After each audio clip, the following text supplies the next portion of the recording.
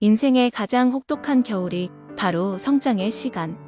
잔내 귀용의 영적 성장 깊이 체험하기 중에서 인생의 가장 혹독한 겨울이 바로 성장의 시간입니다. 당신이 영혼의 순례길을 걷고 있다면, 재앙을 당하거나 메마른 건기가 계속될 때, 그리고 사람들이 영적인 겨울이라고 부르는 때가 찾아올 때 반드시 기억해야 한다. 생명은 계속 그 자리에 있다. 겨울이 와도 말이다.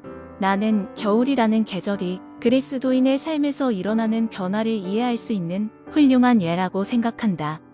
하나님께서 자기 백성들의 삶에서 불완전한 것들을 제거하기 위해 행하시는 정화 작업을 겨울을 맞이하는 식물의 세계가 잘 반영하고 있기 때문이다. 한겨울 찬바람에 날개를 타고 추위가 찾아오면 나무들은 잎사귀들을 떨어뜨리기 시작한다. 초록빛 잎들은 죽음의 그림자를 들이운 듯 갈색으로 퇴색하고 얼마 지나지 않아 땅에 떨어져 죽는다. 발가벗은 채 황량한 모습으로 서 있는 겨울 나무를 떠올려 보라.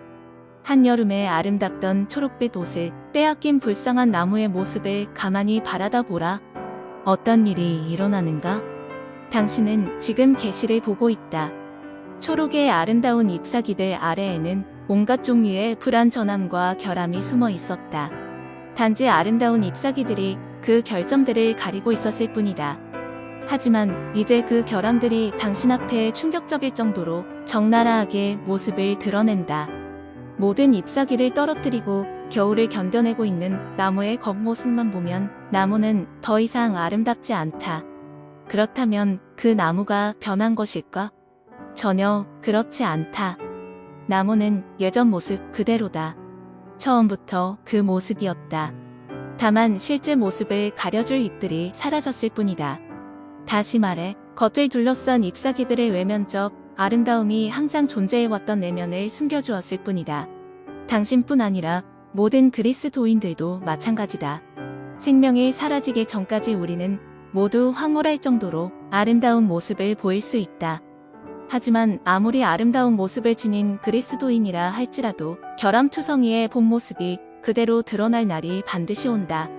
주님께서 당신을 정결하게 만드시기 위해 임하시는 날, 당신을 아름답게 덮어주었던 모든 것을 빼앗긴 벌거벗은 모습으로 서야 할 때가 올 것이다. 그러나 나무 속에는 여전히 생명이 존재한다.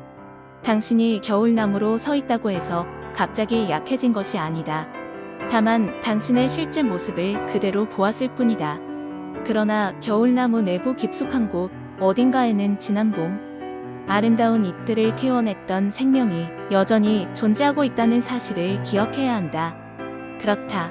그리스도인의 가장 깊은 내면에 자리한 존재는 본질적인 품성을 상실하지 않았다.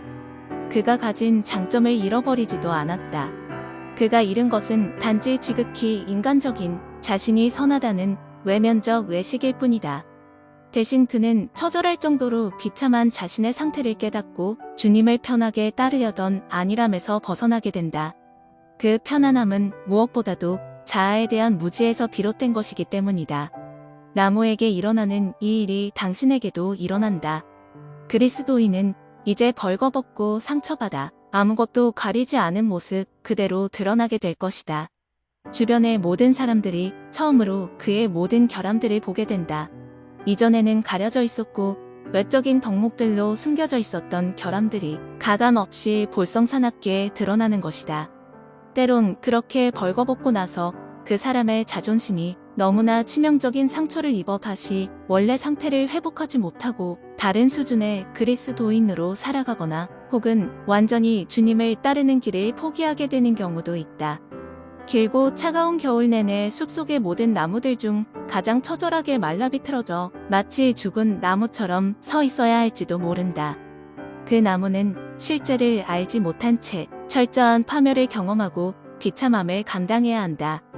하지만 분명 진실은 어딘가에서의 생명을 보존하고 자신을 강건하게 만들어줄 과정을 경험하는 중이다. 이제 그 과정의 막바지에 도달할 찰나인 것이다. 그렇다면 겨울의 궁극적인 역할은 무엇일까? 겨울은 나무의 외면을 위축시킨다. 이를 통해 나무 깊은 곳에 있는 생명이 더 이상 쓸데없이 소진되지 않도록 돕는다. 대신 나무의 생명은 가장 깊숙한 줄기와 보이지 않는 뿌리 부분으로 모여든다. 생명이 나무의 가장 깊은 내면 속으로 점점 더 깊이 파고드는 것이다.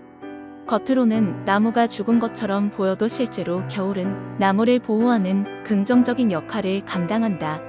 그렇다. 잎사귀들이 떨어져 일그러진 나무의 실상이 드러나지만 나무는 그때 가장 생생한 생명력을 지니게 된다. 그 어떤 계절보다도 겨울 동안 생명의 원천과 원리가 더 확고하게 뿌리를 내린다. 봄과 여름 그리고 가을까지도 나무는 자신을 치장하고 아름답게 하는데 모든 에너지를 소비한다.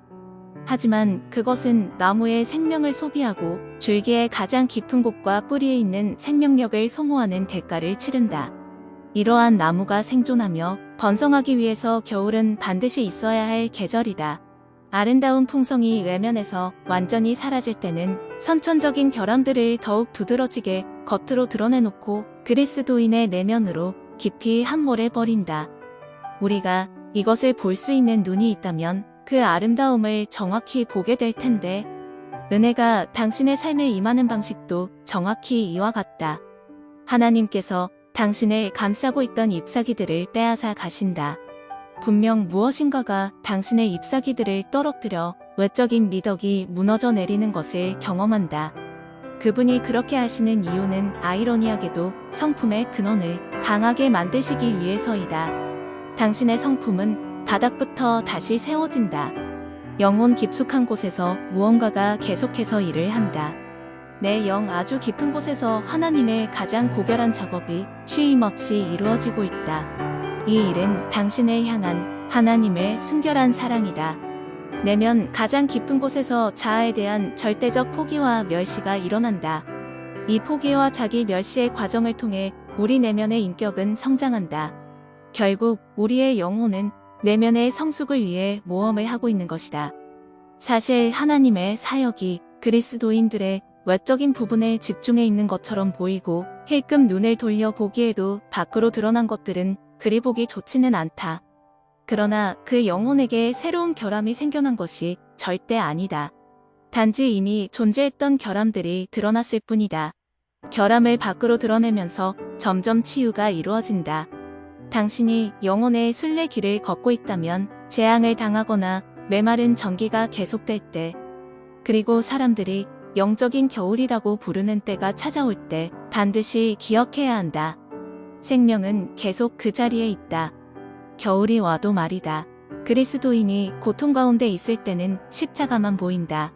그 십자가는 십자가의 모습으로 당신에게 다가오는 주님의 모습이다. 당신이 가장 쓰라림을 느끼는 그 고통의 때에 주님은 당신과 가장 가까이 계신다. 바로 당신의 가슴 한가운데 내주하시는 것이다. 잔내 귀용의 영적 성장 깊이 체험하기 중에서 감사합니다.